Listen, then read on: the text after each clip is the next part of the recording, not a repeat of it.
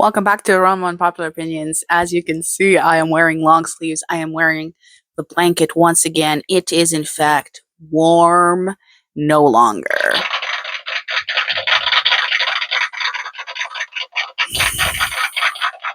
I am elated. I am elated. The cover is back. The autumnal is back. Like, the pillowcase, everything is restored to its proper glory. I cannot tell you how excited I am about the entire thing.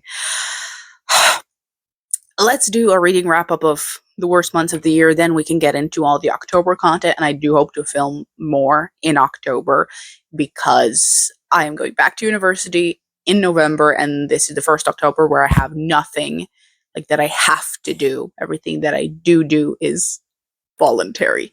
So let's get into the wrap-up. Let's talk about the books that I read from July until the end of September.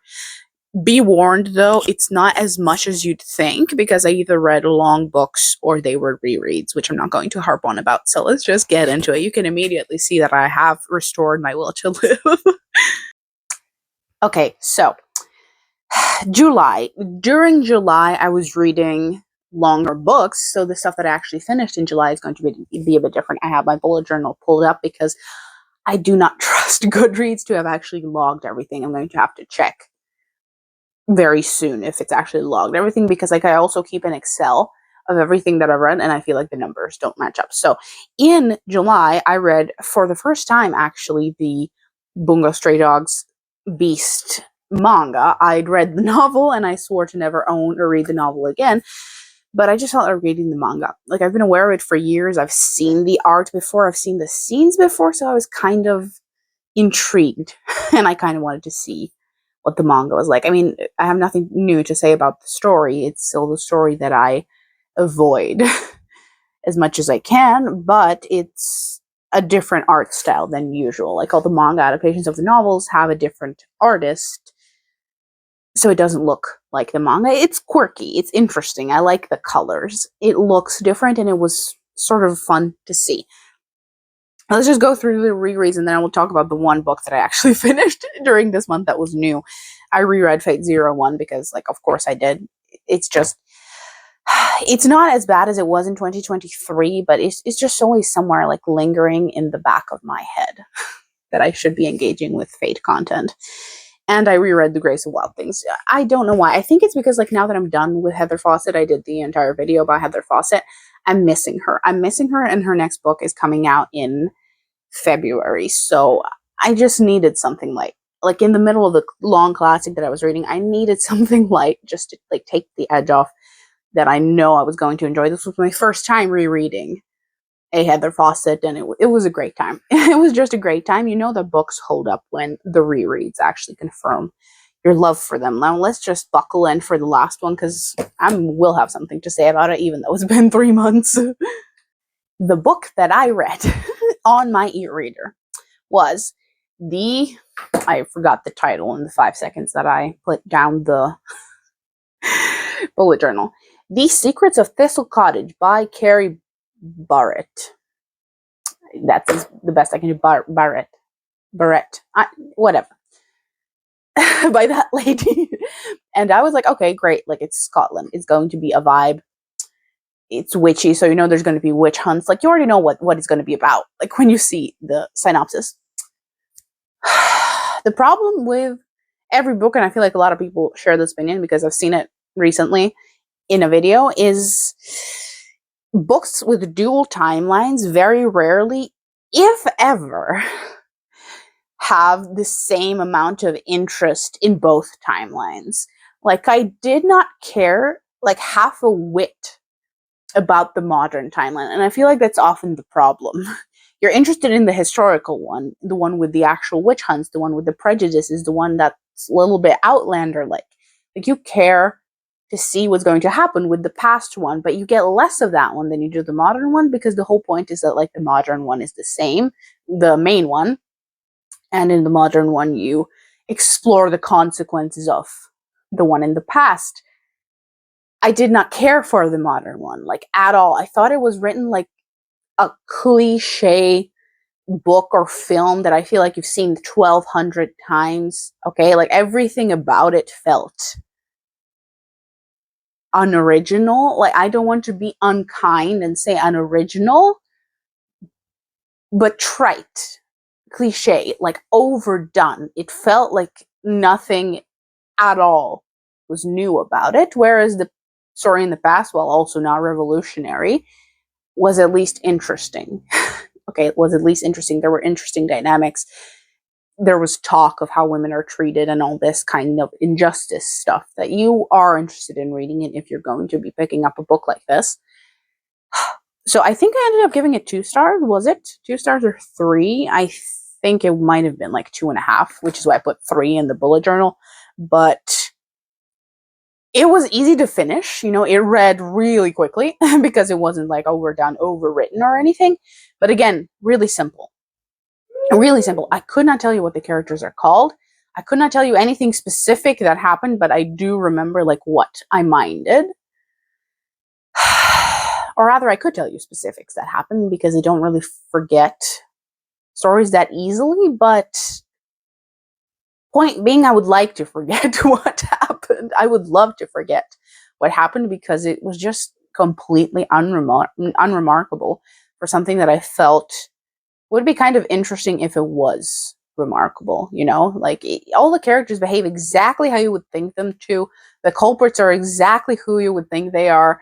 Like, the hidden, like, whatever, accusations, witch hunts happen exactly how you think they will. Like, there was just nothing even remotely surprising about this. And while I am someone who's difficult to surprise because of how much like crime and thriller stuff I consume, like I'm almost impossible to surprise at this point, I can still acknowledge like objectively, okay, like this was well done and this was woven into the story decently, rather than being like, okay, like this is the only way that this can go, because you can tell that the author isn't even trying to like add their own spin to it. It just feels like something put out into the world, and it's exactly the same as many, many, many other things put out in the world.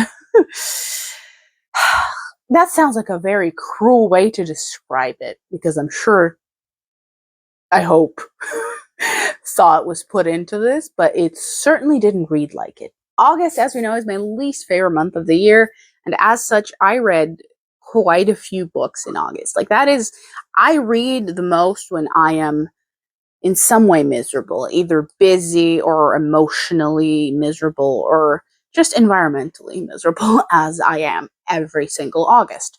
So, what did I read in August? I read. I read the Star Wars archive for the prequels, which is like not a novel, but it's a collection of interviews, how the films were made, like behind the scenes, but in written format. You get like a lot of photos. It's an interview with George, with the directors, with the set designers, with the actors, like with everyone who was involved in the making of the films, basically.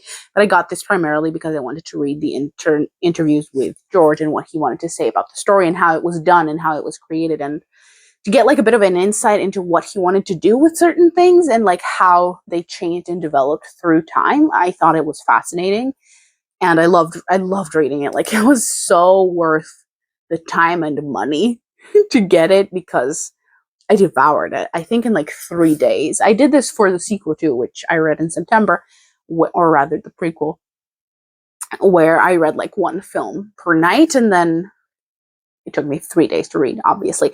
It was just a great thing. I think if you're someone who loves those films and the story, you would find something interesting in here. The one downside is that if you're not interested in the technical aspect of making the films, like the technology it took to do stuff, the stunts, the props, the blue screen, green screen, like how the films were actually made, then you might want to skim quite a bit of it.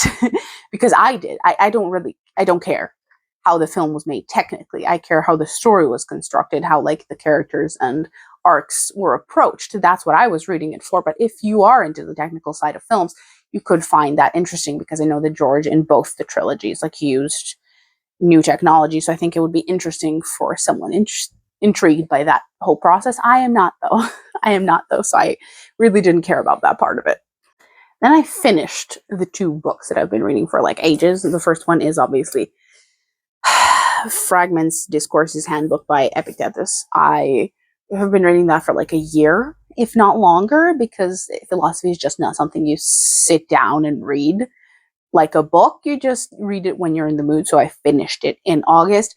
I gave it 4 stars. Like, it wasn't my favorite thing ever, but I think that's just the problem with the formatting, not with his like ideas themselves. I obviously agree with the Stoics. We've established that, but I feel like whoever put this together didn't edit out the stuff that repeats itself. Like, it's a long book. Physically, it's a long book, and I feel like when you pass like the halfway point, it keeps regurgitating itself, which, like, obviously that makes sense because they were speeches that he was giving or speaking to his pupils about, so obviously he was repeating himself. But I feel like whoever was writing it down and putting together the collection didn't need to be repeating themselves. Like, I've heard this sentiment said about 5 different times throughout like this collection. I don't need it said again. Okay, like, you don't need to note down every single speech he ever gave, considering that he definitely repeated himself depending on who his audience was. So I did not like that. I definitely did not like that.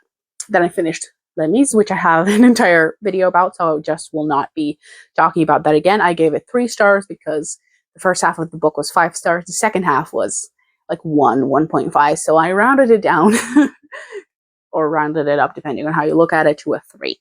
Averaged it out to a 3. And then I read The Last Unicorn. Now, the only problem with, like, I know which books I finished. I'm not completely certain how long it took me to read them. Like, I know it took me a while to read The Last Unicorn because I also read it on the e-reader. So I have no idea how long I was actually reading The Last Unicorn for. But I would say, like, throughout July and August. I liked it. And it surprised me. Last Unicorn is like a CD that my uncle gave me when I was very young, and I hated it. Like, I was terrified by it. Like, one specific sequence, I was terrified by it. So, like, I always had like a bad memory of it. But recently I saw like a random clip on, I don't know what's up with me speaking today, a random clip on TikTok of it, and I was like, I could rewatch it again. You know, like, I'm not a child. Like, I never thought to rewatch it, but I saw that clip and I kind of liked it. So I was like, let's watch it. I loved the film. Like, some details I still don't really like, but I loved the story. That's the point. I loved the story. I was surprisingly moved by it in the end. I loved the voice acting, and the art was quite nice. So I was like, oh, okay, great. Now we're adults. Now we can interact with this properly. So I read the book. And I think it's like one of the better adaptations out there. I feel like it does pretty much everything that the book does. And then adds in, yes, I agree, adds in some annoying singing, but it is what it is. However, like, I think it's a very good adaptation. I liked the book. I had like some problems with it a couple times where I was either a little bit bored or I didn't like what it was saying, but that was like brief. It was very brief. Overall, I liked it.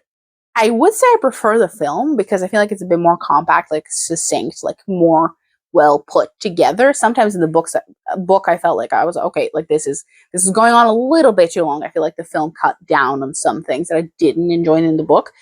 But since it's a good adaptation, yes, I did also enjoy the book. I think I gave it like 4.5 stars. The story itself, I surprisingly resonated with, even though I hated the film as a child because I was scared of it, of that one specific scene. But again, that was just because I was used to Disney. So all of the like animated films that were outside of Disney, I kind of wasn't used to the vibe, I guess you could say. The next thing I read was The Illustrated Man by Ray Bradbury, which I love Ray Bradbury, we've established. So I read him like every now and then. Now I read The Illustrated Man, which is a collection of stories. I read it also, I think, throughout July and August. I read like a story or two an evening whenever I felt like it, and then spread it out over 2 months, clearly. It was a good time. It was a good time. Several of the stories, like, I marked as like some of my favorite stories ever. And I will say again, the streak of me not remembering and not liking short stories remains. Okay, to this day, I still vaguely remember which stories I liked, but I could not for the life of me tells you what happens in them, except for maybe like once. Short stories just don't stick with me. When I don't get attached to character, I get attached to characters, not ideas. So when I don't care about the characters, and you're not supposed to in short stories, the idea is the point, I don't remember it. I just don't like the concept of short stories, except while I'm reading them, so to speak. I have a very weird relationship with short stories, but I do know, and I marked up several of the ones that I loved in the collection, and I loved the collection in general. I haven't hated a single thing Ray Bradbury has written so far, so I hope that streak continues. I want to read like the Halloweeny book, not the Halloween Tree. I read that last year, but like the Halloweeny book about people in a house that's supposed to be like Addams Family reminiscent. I want to read that in October. I'm just going to have to find the ebook though, because cannot order it. Cannot order it. So I loved that book. And then the rest of the stuff that I did in August was reread The Witcher. I picked up Blood of Elves to prepare for the release of Crossroads of Ravens. That is still not in my hands because the pre-order has not even been processed yet. But in preparation, I want to read Blood of Elves because that's like the Witcher book. That's where you get Cardmoran and you get the Witchers. So I went to reread that, and things just escalated. Things just escalated. I went on to read Baptism of Fire, Tower of the Swallow, and fall back in love with Geralt's Hansa. I have no words. I have no words for how dear that friendship group is to me. I know I talked about them like a year and a half ago because I think I read it at the beginning of 2024. So not that long ago, but I physically cannot express how deeply I feel about this group of people and their relationships and them as individuals and how they come together. I cannot put it into words, so I'm not going to try to, but know that it like escalated. It escalated, and I loved every single second of it. The only mistake that I made was reading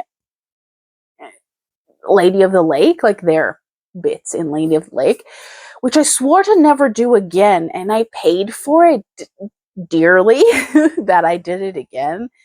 I just sobbed for a little bit. I sobbed for a little bit there because I'm never doing that again. I'm never doing that again. I don't know why I did it again this time. I guess I was a little bit stupid and felt like crying, I suppose. But yeah, that aside, I reread most of The Witcher in preparation for the prequel, which I didn't even need to because like it's the first book chronologically, so I didn't need to. But if he happens to make a reference to some character, now I will know. In September, I started rereading Rand's bit of the story from book 7 onwards. I think I got to book 8. I did not finish book 8, so I made a little bit of a dent into Rand's storyline, so I will keep going with that. I just felt like after all those classics and short stories and all that stuff, I really wanted a fantasy. I was sat there and I was like, I need another world. I need the complexity of it. I need the different, like the hundreds of characters that I cannot name. So I just picked up The Wheel of Time where I left off. Like I read Lord of Chaos over a year ago. I don't even know if it was in 2024. It might have been 2023, but I just went on from there with Rand's storyline because his storyline is my favorite. So I just wanted to continue it. Then, because for some reason, it was not bad enough that I was emotionally scarred by rereading the ending of Lady of the Lake, I reread the entirety of Witch Hat again. Yes, for the third time in the span of a year. But that's usually like a certainty then that I love the story. The only other stuff that I do this with are series. Like I will rewatch an anime ad nauseum if it is one of my favorites, if it's like entered the pantheon of my favorites. But I haven't done that with books in a long time. Like I did that with Winter Night. I remember in high school, like I think I also read it like 2 or 3 times in the span of a year. And this is kind of a similar phenomenon. Like Witch Hat was kind of a similar phenomenon for me. Fate also, but again, that's not really books, that's a series. It doesn't happen often for me with books. And this is again one of the mangas that doesn't have an anime, so it's very unusual for me. I don't think I've had that kind of obsession since I read the Bunga novels, but I read it at the beginning of this year. Then a month later, I read it again, and I read it again now in September. The thing is, like, when you find something that like just appeals to you so strongly, time passes like a bit differently as far as that series is concerned. Like, technically, I read it 7 months ago. Did not feel like I read it 7 months ago. It felt like so much time had passed. I didn't even intend to reread it. I just sat down, picked up the first volume because I was doing a video showing it off, and then I just kept on reading. I just kept on reading. I did not plan it or anything. I just flipped through the first few pages and I just went on reading. And I will tell you, and I don't know what it is. I think it's that I'm a little bit more like emotionally vulnerable when I'm feeling uncomfortable physically in terms of the heat. I'm a little bit more emotionally reactive to my favorite things. I cried, I kid you not. I cried every single time that Coco and Kifri were like together, when like the focus of the arc was their bond. Like, every single time I would tear up. I do not know what that was. It didn't affect me like that the first time.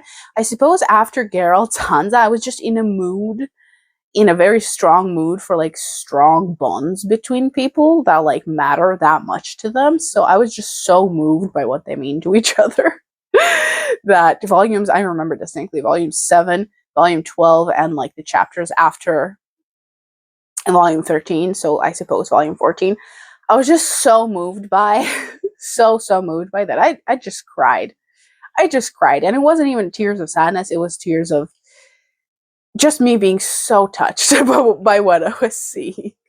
So like, that was a bit of a side tangent. I had to explain myself because that one took me by surprise. Okay, me being upset by the Lady of the Lake, not shocking, not upsetting at all to me, because I knew what I was doing, even though I shouldn't have done it. But Witch Hat, did not think that reading it for the first time in the year would cause me that much emotional upset. But here we are. Then, in preparation for the 31st volume of Natsume, I reread volume 30. That like pre-order of volume 31 was supposed to get to me like in August, but it took it 2 months to arrive. So I think I read it like 2 weeks ago. I read volumes 30 and volumes 31 because the arc continues between them. Like, that was one of the rarer volumes when there's a cliffhanger. She doesn't really do long arcs, so I love when she does a long arc. Like, the last long arc that she did is my favorite bit of the story, I think.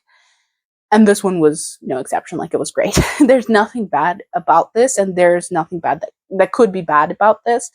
So I loved it. I loved volume 31, and luckily it didn't end on a cliffhanger. So I can't wait for volume 31, but also I can wait, if you know what I mean. Like, there's nothing hanging. Volume 32 can come out whenever it comes out. I don't really mind. And then I read Star Wars Archives for the original trilogy, which I don't know if they were released like in chronological order or in which film was first ordered, because I know all these interviews and talks happened like decades after both films, or rather like a decade after the prequels, but it doesn't matter. I read this in September. Loved it. It's very insightful because I was a prequel kid. Those are my favorite films, the same way that the originals are for people who grew up with them. So this was interesting for me, like how the story developed and how it meshed together with what ended up happening in the prequels and the Clone Wars and what he originally planned. It was really fascinating to see like the skeleton of the story that it might have been. There's interesting snippets in there, and I feel like it talks a lot more about the development than the prequels, because the prequels were, I suppose, more set in stone than the originals, because like these were the first films he was figuring stuff out and where he wanted to go with everything. I loved it. It was excellent. I'm so happy I have both of these books.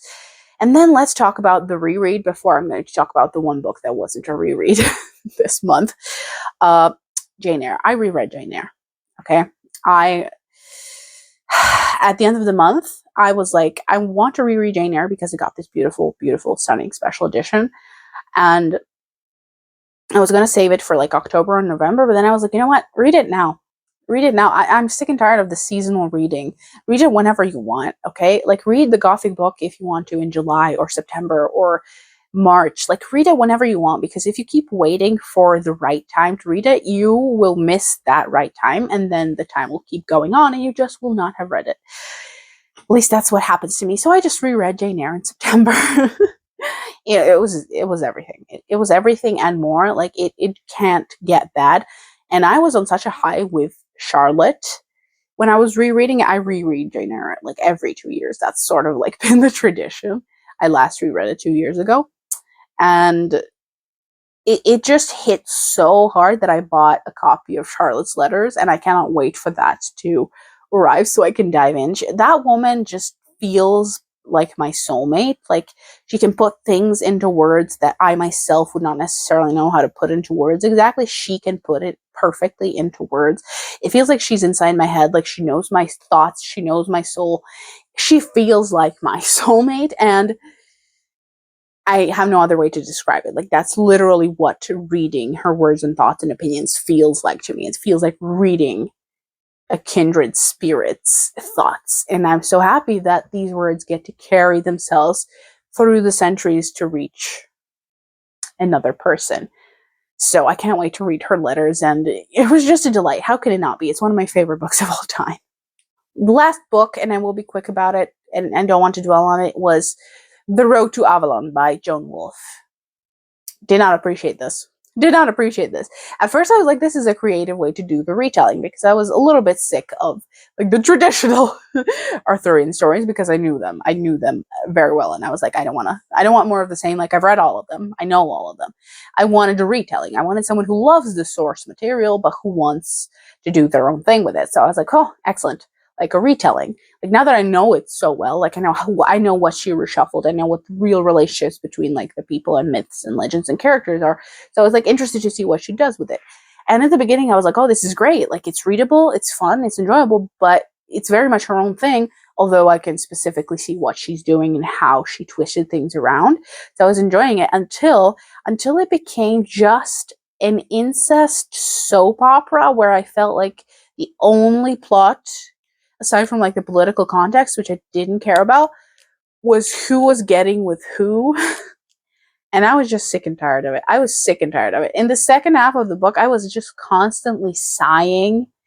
And I was like, I am not into this. I don't know why she is into this. I don't know why the characters are into this. I just did not enjoy it.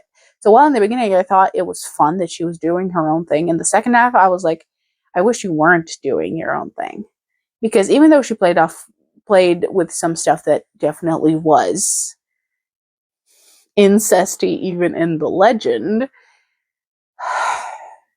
like, she made a romance out of it. I don't care if some of this is spoilers. It's not spoilers. You realize very early on where she's going with the story. I did not like the romanticization of that particular aspect, so to speak. Did not like it. Did not enjoy it. Did not think it was a good time. And I think like the only characters I liked were Morgause and maybe shockingly Uther and Igraine. Not because I thought they were great people, but because I thought that what she did with them as characters was fairly interesting.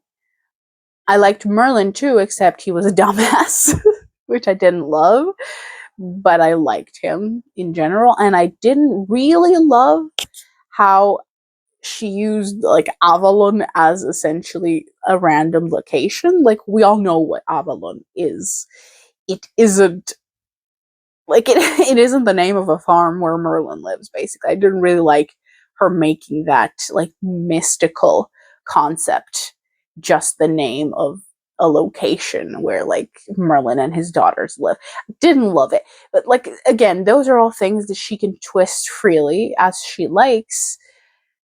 But the overall focus on the incestuous love and